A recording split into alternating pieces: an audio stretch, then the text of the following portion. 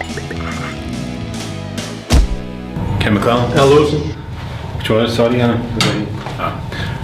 Welcome to today's Wealth WOD. Today we're going to talk about reading material. Al and I, and a lot of people ask us, what do you guys read? Where do you get the information from? What's some good reading? Early days, I read a couple of property books. I read pretty much every day and have done since as long as I can remember. But I don't read property books. I read one or two early days. Most of my knowledge came from going and buying lunches with experienced investors and developers. That's how I gathered my knowledge. So it wasn't about sitting there reading a book, thinking up my own strategies. I went out and quizzed people over and over again and got lots of different scenarios. So really, we'll talk about a bit of reading material today. I want to encourage you to go out and talk to investors. That's really what it comes down to. Do you know what we did? Now, about the first or second year, we were having these lunches, catching up with people, sucking knowledge out of people. We had this great idea. We thought we'll go and buy a couple of cases of wine and we'll deliver them and say thank you guys for spending the time with us. We weren't much of a wine drinker back then, so when you're delivering a $10 bottle of red wine to people, they weren't too impressed. I think 3 people said, thanks for that, I don't drink. But anyway, the thought was there, but don't know why that sprung to mind. Hey, we were kids at the time, come on.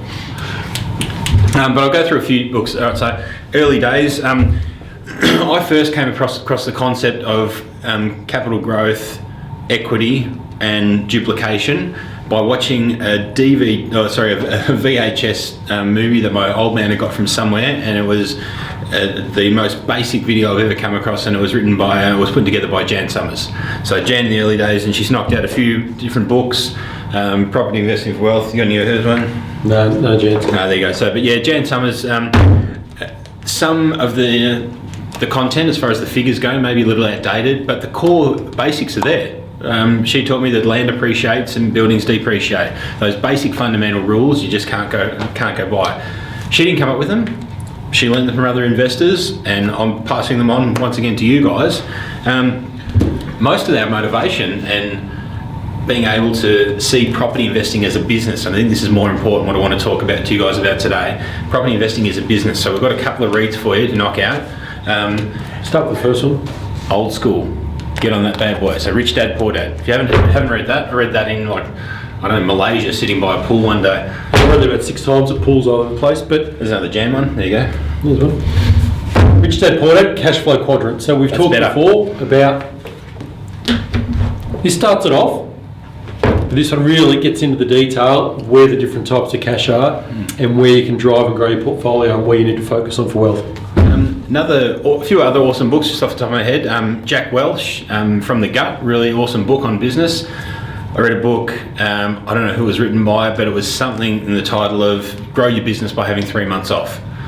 Now that business, once again, we were kids, started one of our early businesses at the time, and it was all about setting up process which allowed you not to remain in the business. Yep. So we run the same strategy now, that everything we look at is set up so we're not required to do anything. We can sit here and do ridiculous videos for you guys. The Richard Branson book's a good one. His bio. His bio. Yeah, and he talks about the fact he only works 3 months a year. Yeah. He sits on Necker Island and types on his laptop. Yeah, that's it. Actually, writes his notepad. Screws it, his notepad, yeah. This is what I'm reading at the moment, guys. You can negotiate anything. Great book. You've got to bear with the guy at the start. He talks about how he taught his kids to negotiate by allowing them to throw food in restaurants. You move past those bits, a bit corny, but great read. A couple other reads. I've got to plug a couple of local Melbourne people. The first is my little brother, who's got a toy hire business. So jump on work.kidstoyhire.com.au and you can get that book, 101 awesome kids games. My 7-year-old runs that book and runs all their cousins out the backyard. So if you want something to keep your kids amused, grab that one. It's free off his website. Frustration Point, written by a good friend of mine, Dan McAllister. He's a personal trainer and motivator. So Frustration Point, jump on the website, Danny McAllister. It's a good book going through the core things about just breaking out of the day-to-day mundane life and setting yourself some basic goals. And another one, guys, and this one is a bit of a self-promotion here, but lots of questions about how do I do development. Great little book here, Mini Guide to Property Development. So there's one for you as well. Yeah. Other books, I'm a horror fan. Most of the stuff I read is horror. So you go through the Stephen King's, Joe Hill's, Stephen King's son writes Heart-Shaped Box is a good one he got. Hell House, I love those. Brian Lumley, probably one of the best horror writers you come across, makes Stephen King look like a little girl. Diary of Anne Frank, I get into a lot of bios. I don't care about all your movies. Hey, Read books. people ask what I read. That's what I read, people.